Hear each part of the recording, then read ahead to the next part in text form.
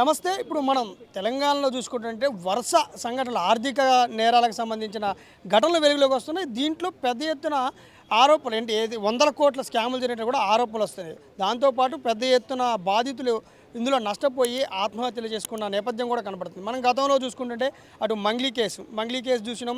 వందల కోట్ల స్కామ్ జరిగిందని ఆరోపణలు వచ్చింది.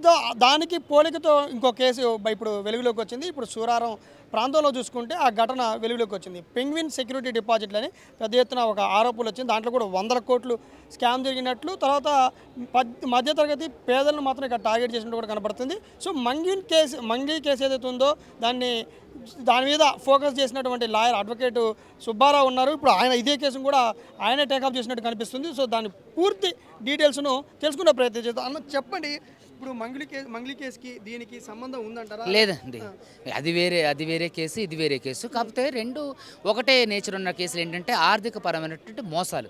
సో ఈ స్కామ్ కూడా ఏంటంటే అలాంటిదే. సో వాళ్ళు ఏంటి, మేము ట్రేడింగ్ చేస్తున్నాం, మేము బంగారం మీద ఇన్వెస్ట్మెంట్ చేస్తున్నాం, మేము ఇంకా రకరకాల బిజినెస్లు చేస్తున్నాం అని చెప్పేసి ఏ విధంగా అయితే చెప్పారో, దీంట్లో కూడా ఏంటంటే మీరు స్కీముల ద్వారా, ఇది స్కీములు అన్నట్టు, మీరు పెట్టుబడిగా పెట్టండి. సో మూలధనంతో పాటు ఏదైతే మీరు ₹1,00,000 ఇప్పుడు ₹1,00,000 పెట్టారండి, మీకు ₹5,000 వడ్డీ. మూలధనం ఏదైతే ఉందో ఆ మూలధనంతో పాటుగా కొంత ఇప్పుడు నెలకే ₹1,00,000 ఇచ్చారు, సంవత్సరానికి 10 నెలల స్కీమ్ అనుకోండి. మూలధనంలో 5,000, వాళ్ళు ఇచ్చేది 5,000 కలిపి ఇచ్చేవాళ్ళు.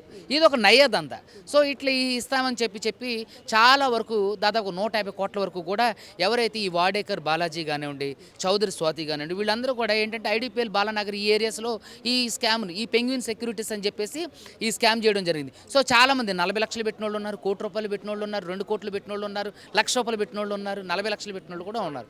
సో వాళ్ళ స్థాయికి తగ్గట్టుగా వాళ్ళు డబ్బులు పెట్టడం జరిగింది అన్నట్టు. ఈ పెంగ్విన్ సెక్యూరిటీ అసలు ఈ సంస్థ ఎప్పుడు స్థాపించారు, లేకపోతే ఎప్పటి నుంచి ఇందులో పెట్టుబడులు పెట్టడం కూడా ఈ కార్యక్రమం ఎప్పటి నుంచి? నాకు తెలిసి ప్రజలు అంటే బాధితులు ఇచ్చిన ఇన్ఫర్మేషన్ ఏంటంటే ఇది 2022-21 నుంచి స్టార్ట్ అయ్యడం జరిగింది. సో ఇదేంటంటే ఎక్కువగా మౌత్ టాక్ ద్వారా మిగతా ప్రజలందరూ కూడా దీనికి అట్రాక్ట్ అవ్వడం, సో కోట్లలో పెట్టుబడులు పెట్టడం అనేది దాదాపుగా 2023 నుంచి ఎక్కువైంది. సో వాళ్ళు అప్పటి నుంచే ఈ స్కీములుగా తీసుకొని ఈ స్కీములన్నింటినీ కూడా ప్రజల ముందుంచి మేము ఇన్ని మూలధనంతో పాటుగా మీకు వడ్డీ ప్రతి నెల ఇస్తాం, సో ఇది మంచి కంపెనీ, మంచి మీకు ఆఫర్ చేస్తాను, ఇది మంచి అంటే నమ్మకమైనది, ఒక ఎల్ఐసి లాగా అలాంటిది అని చెప్పేసి చాలా వరకు పేద మధ్యతరగతి కుటుంబ గృహిణులను, ఎస్పెషలీ గృహిణులను టార్గెట్ చేస్తూ వీళ్ళంతా కూడా ఈ స్కాములు చేయడం జరిగింది. దాదాపు ఎంతమంది ఉండొచ్చు ఈ బాధితులు? దాదాపు 300 మంది పైన బాధితులు ఉంటారు. 150 కోట్ల వరకు కూడా స్కామ్ ఉంది. మిమ్మల్ని ఎంతమంది అప్రోచ్ అయ్యారు? మిమ్మల్ని ఎప్పుడు అప్రోచ్ అయ్యారు? అసలు దాదాపుగా ఇది మంగ్లీ కేసు కంటే ముందే 9 నెలల ముందే నన్ను అప్రోచ్ అవ్వడం అయింది. సో అప్పుడే ఈఓడబ్ల్యూలో కేసు పెట్టించా అయింది. సో ఇది అయిన తర్వాత వీళ్ళు కూడా చాలా రోజుల నుంచి మంగ్లీ కేసు కంటే ముందు వస్తే మీకు డిలే అయినట్టు కదా దీని మీద? లేదండి, వాళ్ళే తర్వాత మళ్ళీ నా దగ్గరకు వచ్చారు, కేసు పెట్టించి ఎఫ్ఐఆర్ చేయించాం.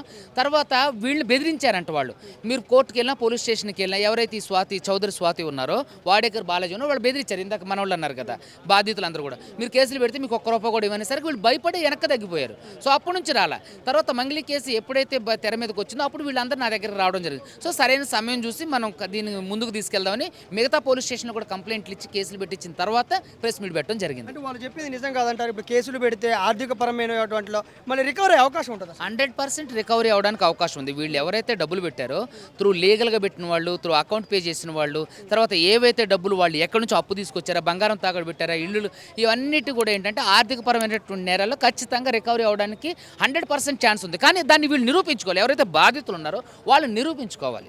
చట్టం ప్రకారం వీళ్ళు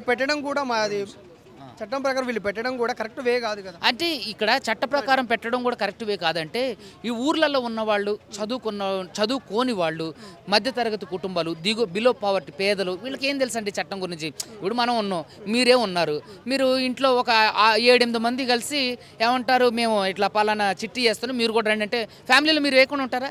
అలాగే వీళ్ళు కూడా అలా వచ్చిన వాళ్ళే. సో అలా వచ్చిన వాళ్ళే వీళ్ళందరూ కూడా. సో అలా వచ్చి మోసపోయిన వాళ్ళే తప్ప చట్ట ప్రకారం వాళ్ళకి చట్టాల గురించి ఏం తెలుసు అండి? ఊర్లో కూలికి వెళ్ళే వాళ్ళ గురికి. సో మనమే వాళ్ళకి అవగాహన కల్పించాలి. సో దాని ద్వారా అందుకనే ఈరోజు నేను ఇందాక కూడా ప్రెస్ మీట్లో అందరికీ చెప్పి ఏంటంటే, తెలుగు రాష్ట్రాల ప్రజలందరూ కూడా దయచేసి గమనించండి, ప్రైవేటు వ్యక్తులకి చిట్టీలు కానివ్వండి, ప్రైవేటు సంస్థలు కానివ్వండి, దయచేసి పెట్టుబడులు పెట్టకండి. అడ్వకేట్ సుబ్బు ఇప్పుడు బాధ్యతకి ఎలాంటి భరోసా ఇస్తుంది?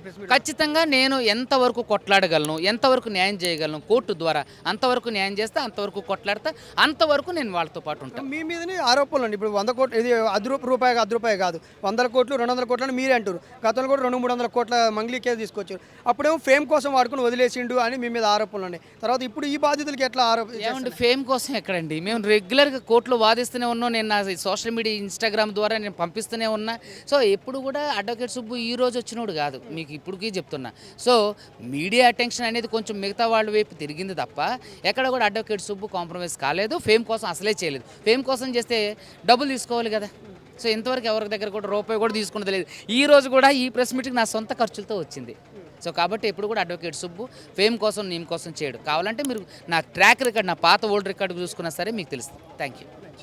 రైట్, ఇది పరిస్థితి. ఏదైతే బాధితులు గతంలో మంగ్లీ కేసులు ఎలా పోరాడినాడు, ఇప్పుడు బాధితులు కూడా అట్లా పోరాడతాను. ఇది రిలేటెడ్ కేసులు, అంటే దానికి దీనికి సంబంధం లేనప్పటికీ రిలేటెడ్ కేసులు కాబట్టి, గతంలో నేను పోరాడాను కాబట్టి అప్పుడు ఉన్న బాధితులు అలాంటి ఆర్థికమైన నేరాలకు సంబంధించిన కేసు కాబట్టి తనను అప్రోచ్ అవ్వడం జరిగిందంటూ, దాంతోపాటు బాధితుల పక్షాన తాను పోరాడతానంటూ కూడా అటు అడ్వకేట్ సుబ్బు చెప్పడం మనం కూడా చూసినప్పుడు బాధితులతో కూడా మాట్లాడడం జరిగింది. వాళ్ళు కూడా అడ్వకేట్ సుబ్బుని నమ్ముకొని వచ్చారు.